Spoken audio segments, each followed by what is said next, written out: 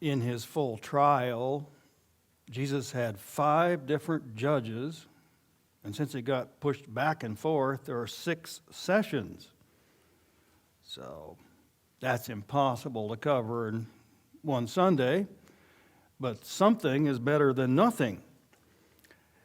And every year when we have Easter, of course, that's a resurrection topic, and if you don't start a little bit early, you don't have anything else about his final last week. Even now, as we turn to John 18, this part of John 18 is already after the Last Supper, after the Garden of Gethsemane, after his arrest, of course. So we've already left out things because we're studying Genesis, but I think it is best not to wait just till Easter Sunday and only do resurrection. So we'll look at John 18 and we'll have, as much as time permits, part of his trial. So John 18, Annas, father-in-law to Caiaphas, part of the trial. We'll look at verse 12.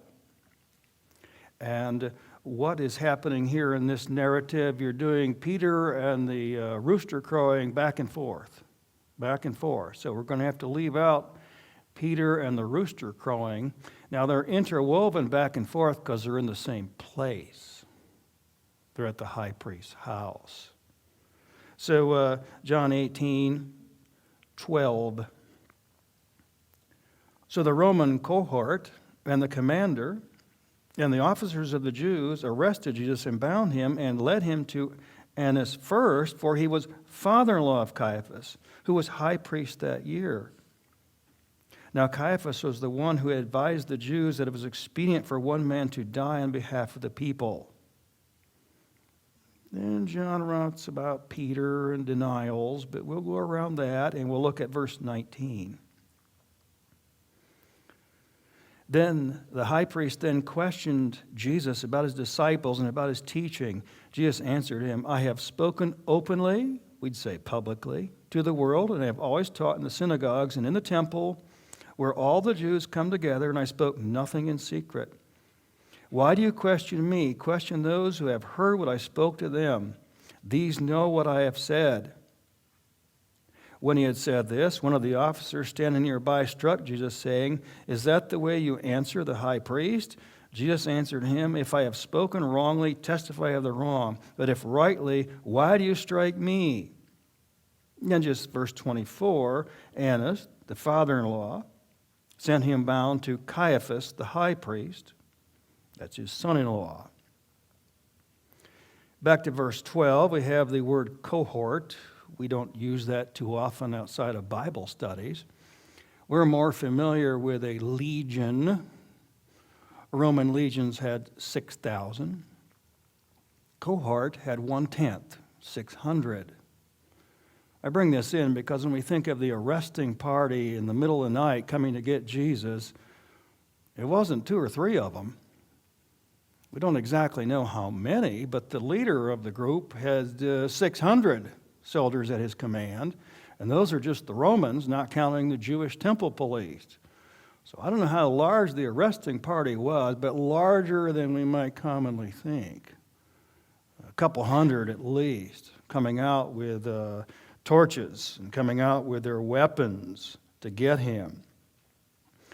So they arrest him, and Peter's in the other part of the story that we have to leave out. He cut off the high priest's servant's ear. Malchus, he's named in Mark.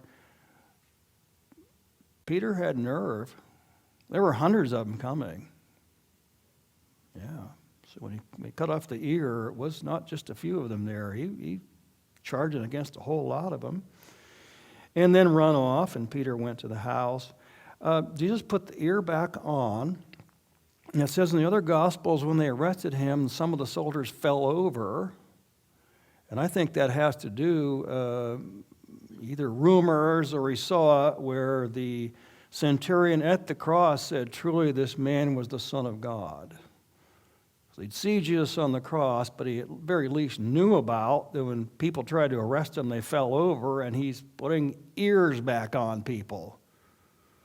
So they take him, a larger than we think, a larger group, and they bring him to Annas, the high priest. Now, just like we might say President Carter and President Obama and President Bush and Trump, they're not in office, but they keep the title. Well, he's high priest. We'd say retired. Son-in-law is actually doing it, but they still call him the high priest correctly. And it says that Caiaphas' son-in-law had already decided that Jesus should be killed. That's in this narrative back in chapter 11, where they come to the high priest and say, what are we going to do? This man does many miracles. If we leave him alone, all people will come and believe on him. And the Romans will come and take away our place, we'd say our positions, and our nation. And he says, don't you know anything at all? It's better for one man to die than the whole nation to perish. So Caiaphas had already decided what he was going to do. That full quote is interesting because Jesus' enemies said he could do miracles. That's always important to remember. How do you know Jesus did miracles? Well, of course, his disciples were trustworthy and honest, but he did them publicly, so everybody saw them, and his enemies said he could do miracles. He was doing too many and getting too popular. But his enemies said he could do miracles. They just said he did it by the power of Beelzebul, prince of demons. So, did Jesus do miracles? Well, everybody knew it, even his enemies. And they said, we have to kill him because he's getting too popular because he does miracles. So they brought him to, say, father-in-law. And coming to review verse 19, still the high priest. And he's asking him in verse 20 about secret teachings. Secret teachings. You said some things publicly, but you must be secretly an insurrectionist. And so we want to know what your secret teachings are. And Jesus is basically saying, same goals in private as in public, nothing different. But verse 21 is always a great application. Very good for us this morning. Question those who have heard what I spoke to them. These know what I have said. In other words, he wasn't going to give a full defense. He was going to say, these followers of mine, ask them what I teach. We're not studying Revelation today, but in Revelation 14, at the end time events, God will send an angel to give the gospel out in the heavens. The world is ending, and he sends an angel to give the gospel. Well, not now. Who gives the gospel now? We do. And Jesus is on trial. People have to decide what they think of him. And for an application, he's actually doing the same thing. He's not talking with a loudspeaker. He's not sending angels through the heaven. He's saying the same thing now he said on his trial, ask those that follow me. Ask those who follow me what I teach. So this is the time for us to defend Jesus. This is the time for us to say what he taught and tell other people. He's not doing it supernaturally yet with angels flying through heaven. He's saying, ask my followers what I taught. Same thing now. Verse 23 basically said also, you're wrong to judge me. So true enough, in Isaiah 53, he did not put up a full defense. But like we studied Joseph last week, Joseph said, I didn't do this to be in prison. And Paul in the book of Acts will say, why did you hit me? And you have that here, verse 23. True, he didn't give a full defense. He could have called the angels and been free. True, he didn't give a full defense. But he didn't. He did give a not guilty plea. I didn't do anything. So that was the right thing. Now, what's happening is we're going back and forth in the narrative, and they sent him to Caiaphas, and we don't have Caiaphas's words here. We're going to go directly to Pilate. So if you might keep a finger or a note here in John 18, let's look at Caiaphas' talk, and let's use the Luke account, the close of Luke 22.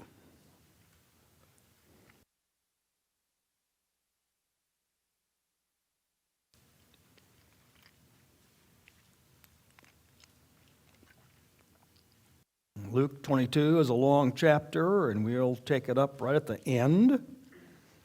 We've gone from the father-in-law, now we're doing son-in-law, Caiaphas. By the way, while you're finding verse 66, Annas is mentioned in Josephus, so he is a historical figure mentioned outside the Bible. So will be Caiaphas. I'll try to bring that in a minute or two. But let's look at verse 66 about Jesus' trial. When it was day, the council of the elders of the people assembled, both chief priests and scribes. They led him away to their council chamber, saying, "If you are the Christos," Mashiach, Messiah in Hebrew, "tell us." But he said to them, "If I tell you, you will not believe, and if I ask a question, you will not answer." Now, verse 69, red letter, Jesus talking, from now on, the Son of Man will be seated at the right hand of the power of God. And they all said, "Are you the Son of God then?" He said to them, "Yes, I am." Then they said, "What further need do we have of testimony? For we have heard it from ourselves, from his own mouth." Now, verse 66 will say when it is day, but when we go back to John, it will say that the trial with Pilate was all over at the 6th hour. So, a new day, but very early in the morning. Everybody's a little different. I grew up on a farm, so I still get up at 4:30. I just, all the way through. Just get up early, go to bed early, but get up early. So they bring Jesus to the temple, and he's in what we call a court, and it's a new day, but it's still very, very early because all these proceedings are over with at 6 o'clock in the morning. So we would say it's a new day, but it's still very, very early. And Caiaphas is leaving his house. That's where Peter denied in the rooster, and bringing him over to the temple. Because really, you're supposed to have trials in a court building. You're not supposed to have trials in the middle of the night either. This one was in the middle of the night, whatever way you look at it. I mean, it makes sense that you can't have Roman government and American government can't have a trial in the middle of the night. You know how that would be? Here you're trying to make judgment, and it's like, it's 3:30. It's time to go home. Let's just kill him and get it over with. Well, that's what they wanted to do. So they have it all in the house, which is illegal. They drag him over the temple, a royal stoa. Think of all these pillars. That's where the courthouse was. And they're sort of redoing it. But all this is fast. All these trials were just fast. It may be a few more minutes than it takes to read it, but just fast. So they take him out of the house. You're not supposed to have trials in the house in the middle of the night. Drag him over to the temple. And the elders, there were 70. Moses had 70 followers, and so the Sanhedrin had 70 people. And they drag him over here. If you are the Christos, the anointed one, Messiah is Hebrew, Christ is Greek. That means anointed one. If you are the anointed one, tell us. Well, who are the us? Well, there were people they left out. Nicodemus was a believer, and he was what we'd call a senator. They left him out. Joseph of Arimathea was a believer. He's what they call a senator. They left him out.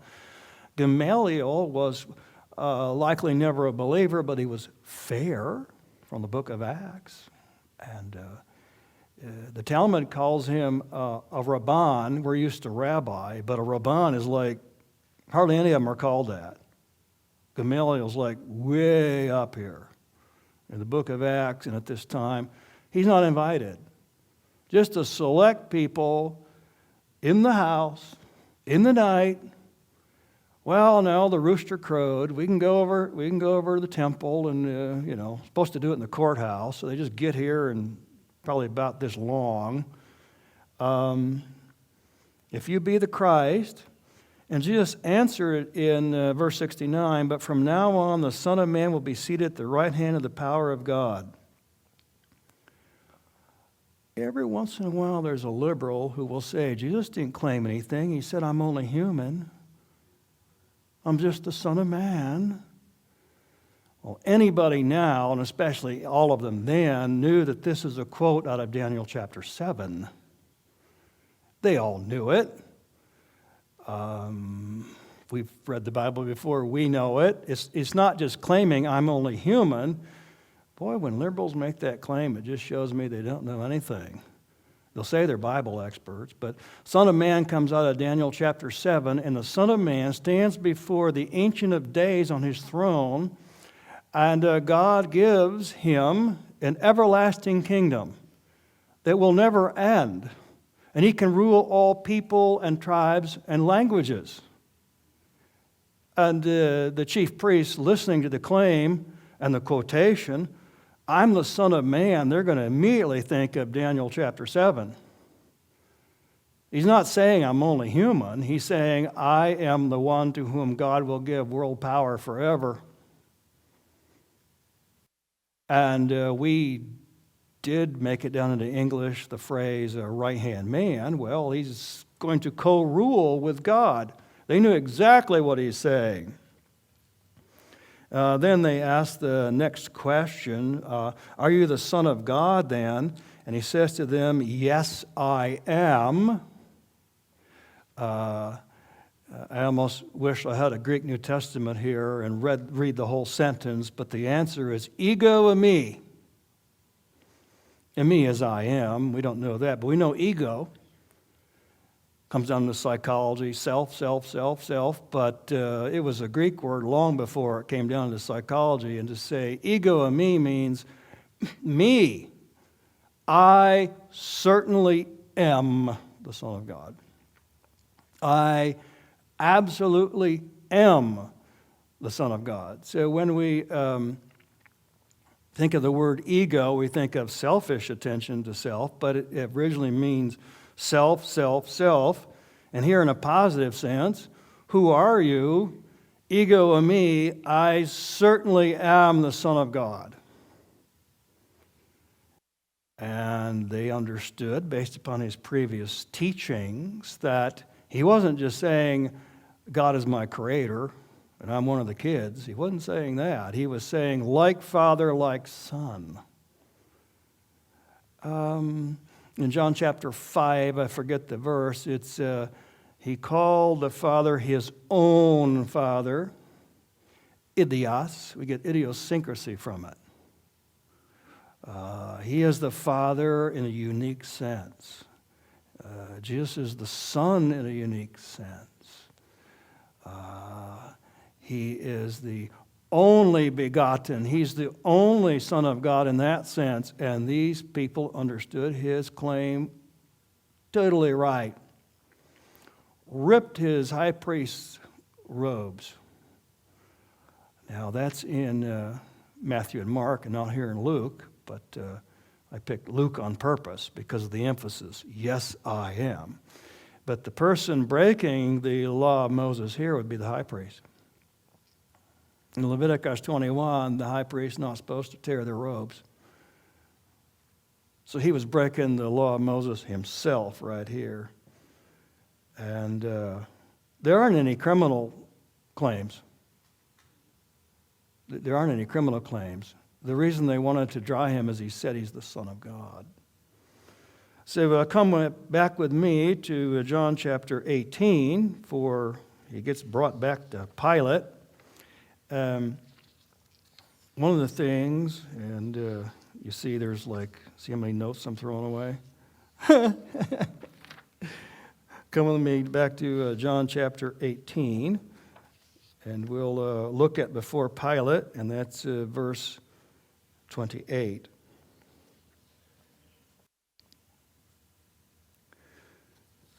Then they led Jesus from Caiaphas into the praetorium, and it was early.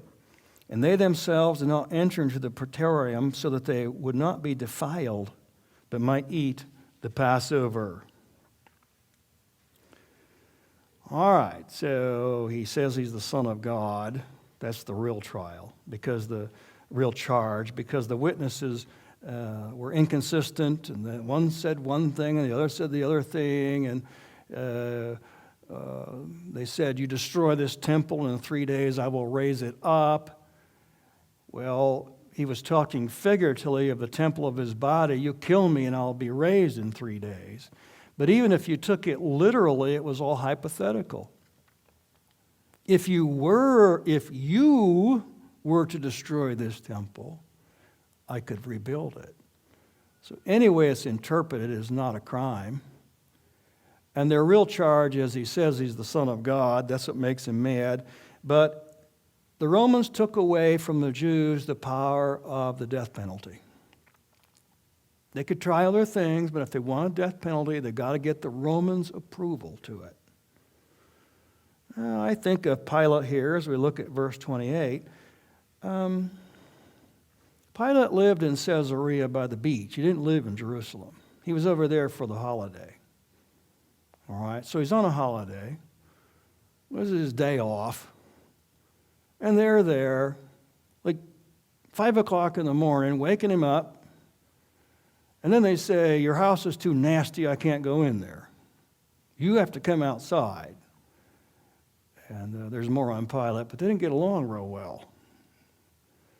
So we can't go in your house.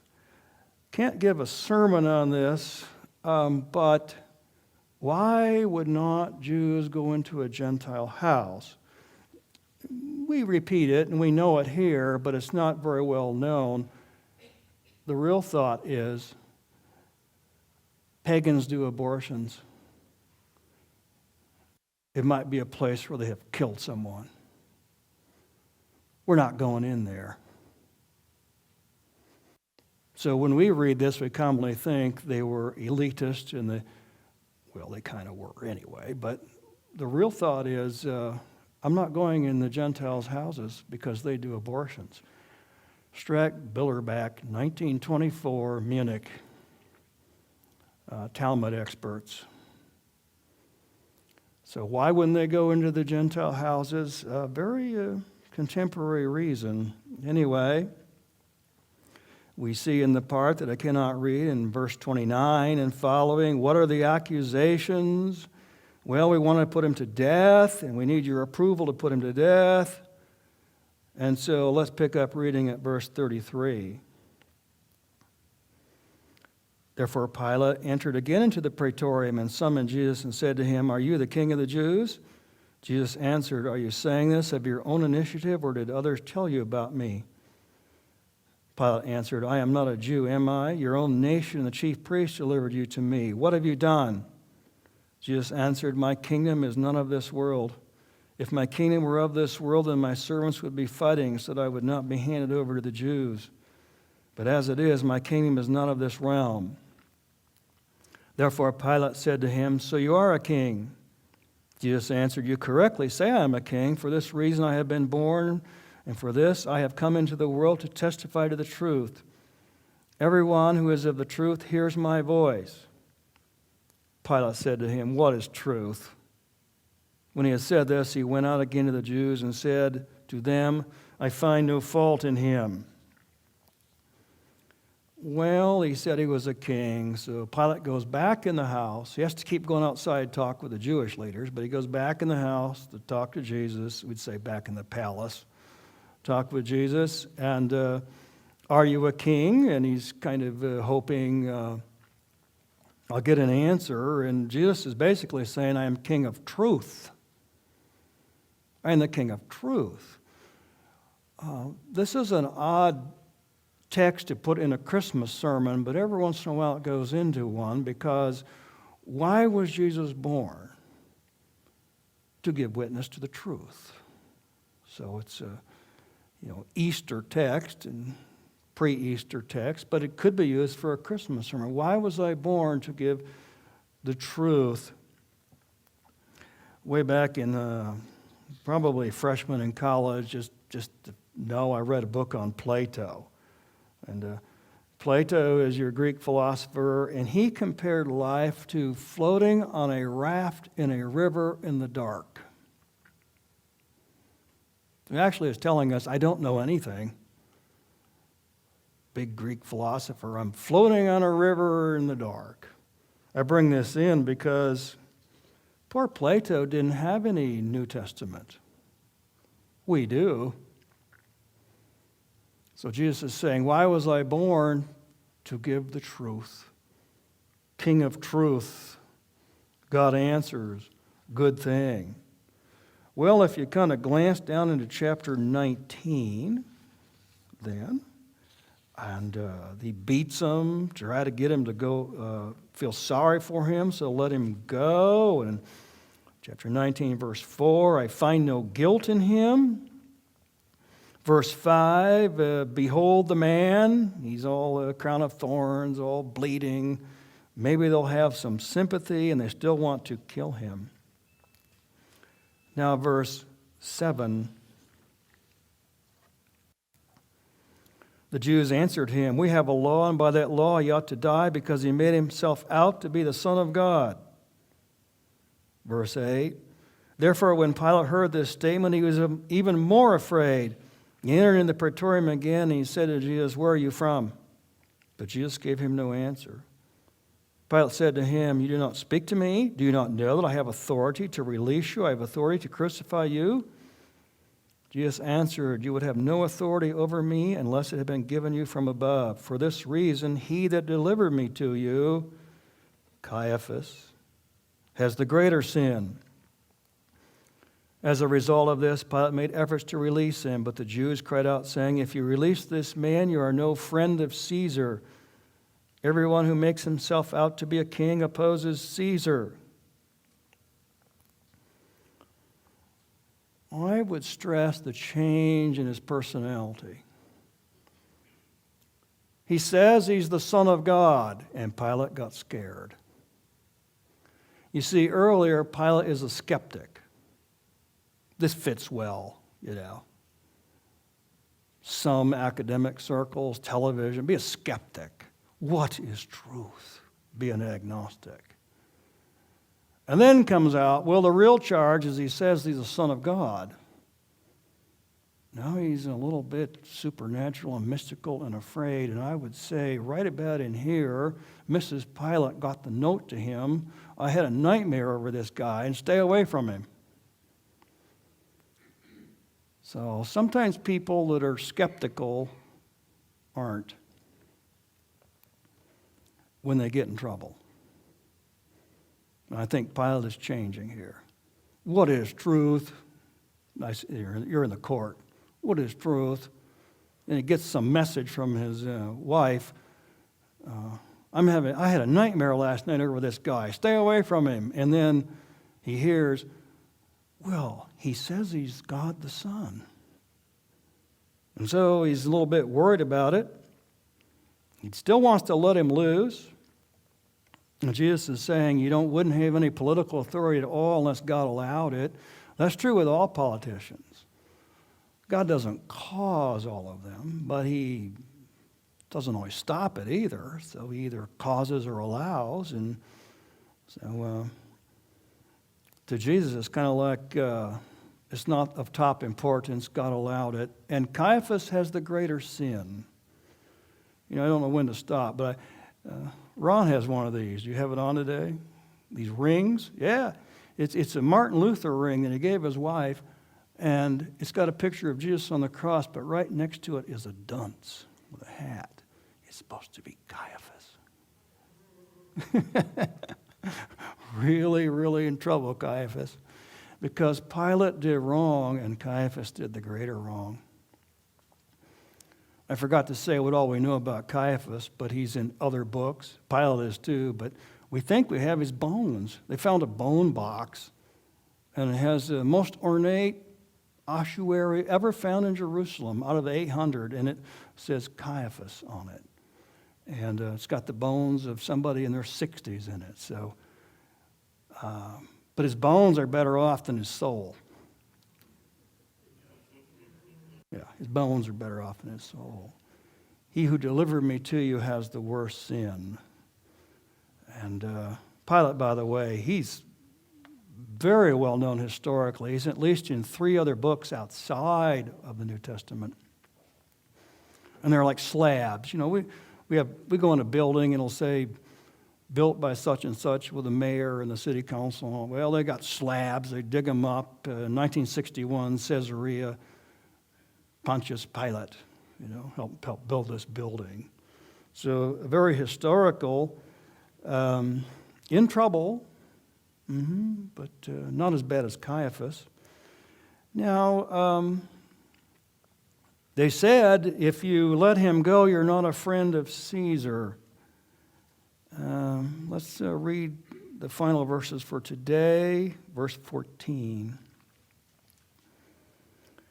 Now, it was the day of the preparation for the Passover, probably a Friday. It was about the 6th hour, really early in the morning still. The trial's all done at 6 o'clock in the morning. I said to the Jews, behold your king.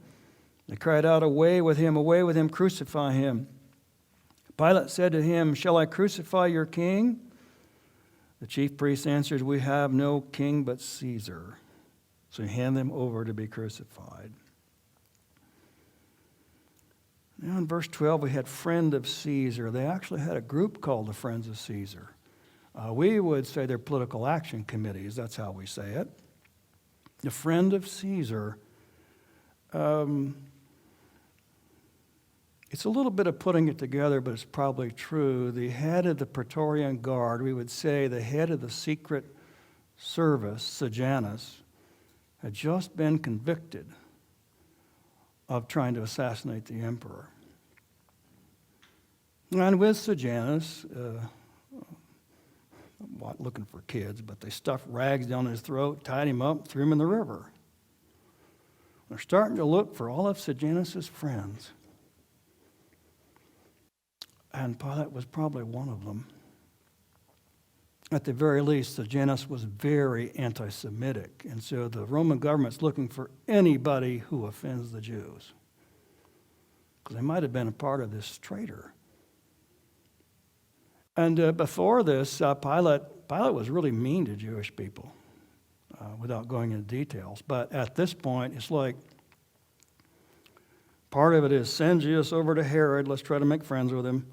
And when they said, you're not a friend of Caesar, that was it. Because even though he's governor, he was in trouble. And by the way, they did eventually call him back. Before he got there, the emperor died. Before he got to Rome, and we don't even know what happened to Pilate. Probably let him loose. But Pilate took political safety over doing what is right. 5 judges, 6 trials, all are crooked trials, middle of the night, private homes, don't have any evidence, just arrest the person and then we'll look for some evidence. What evidence is there? Well, he says he's the Son of God, which was not a crime. So there was no crime. Are you the Christ? Are you the Son of God? Ego me, I certainly is. Applying it to now, though, he's still on trial. They're still going to ask, who is he? And like then, he kind of says, my followers will tell you. Will the musicians please come?